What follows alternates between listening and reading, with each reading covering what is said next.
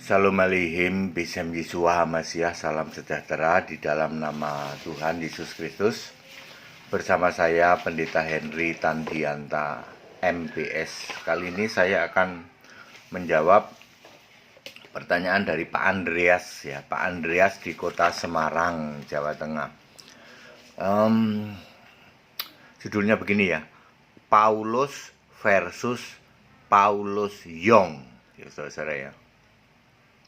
Pak Andreas itu nanya ke saya, Pak HTD, menurut Paulus Yong, katanya, Yong itu kan artinya kosong, Paulus yang omongnya kosong gitu ya. Ada orang yang namanya Paulus Yong, katanya Pak Pendeta itu dengan menghilangkan peran Bapa, katanya, itu kan kata dia itu ya, menghilangkan peran Bapa, maka Pak Pendeta HTD itu sama saja menghilangkan Bapa yang disembah oleh Paulus. Kan di Alkitab Paulus juga nyembah Bapa. Kenapa Pak Pendeta HTD menghilangkan peran Bapa, bahkan mengatakan Bapa tidak ada di surga?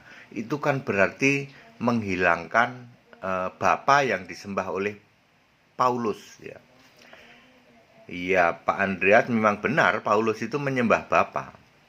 Maka judulnya Paulus versus Paulus Yong ya. Kalau Paulus Yong itu cuman keluar-keluar saja ya. Yong itu kan artinya omong kosong ya. Paulus yang omong kosong. Paulus kan bisa juga disebut Paul. Jadi Paulus versus Paul Yong gitu aja lah ya.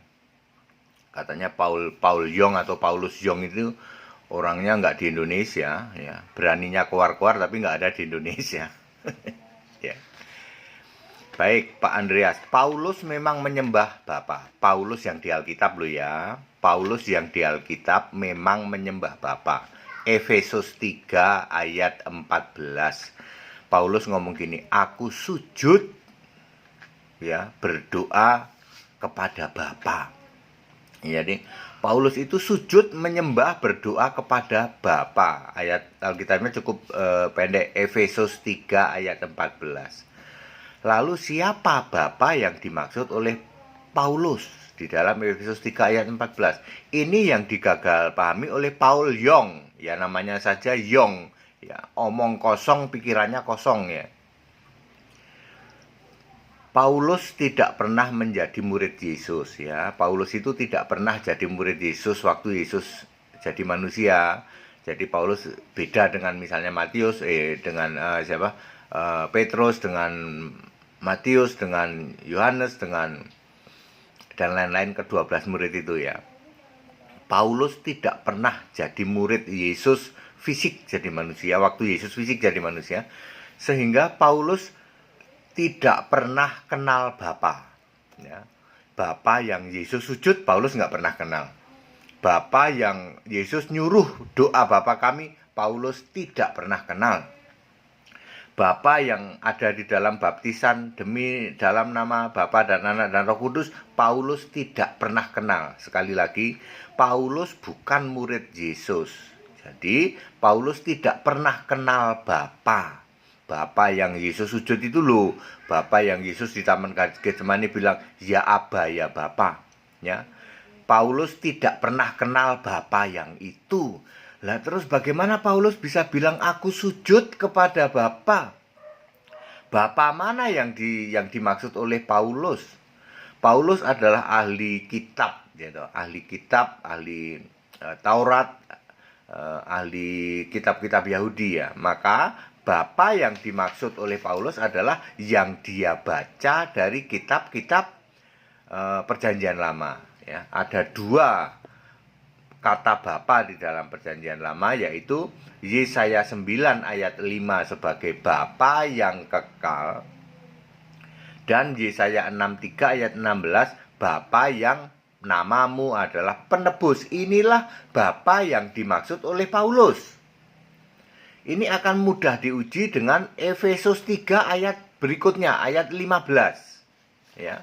Efesus 3 ayat 15, Bapa adalah yang namanya diterima oleh semua turun-temurun di surga dan di bumi. Nama siapa yang diterima di surga dan di bumi? Yesus. Ayat 16, Efesus 3 ayat 16. Bapa itu ada di situ punya rohnya. Roh, R huruf besar, nya, N huruf besar. Jadi Bapa itu haruslah roh. 17. Ternyata Bapa itu adalah Kristus di Efesus 3 ayat 17, ya. Di Efesus 3 ayat 21, Bapa itu adalah turun-temurun sampai selama-lamanya. Itulah Kristus.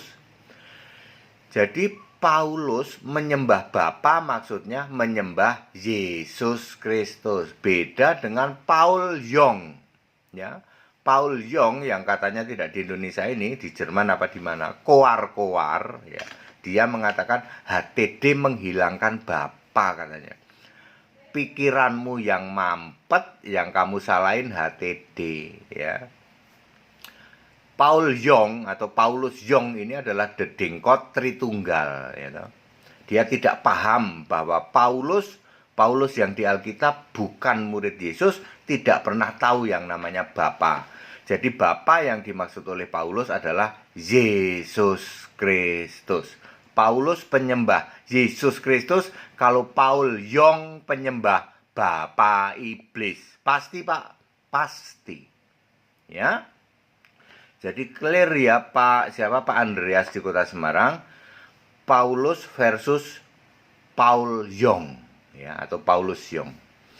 Pada singkat dan clear, Paulus penyembah Bapa yang dimaksud adalah Yesus Kristus sebagai satu-satunya Allah. Maka Paulus di dalam Roma 16 ayat 27 juga menulis Yesus Kristus satu-satunya Allah, ya.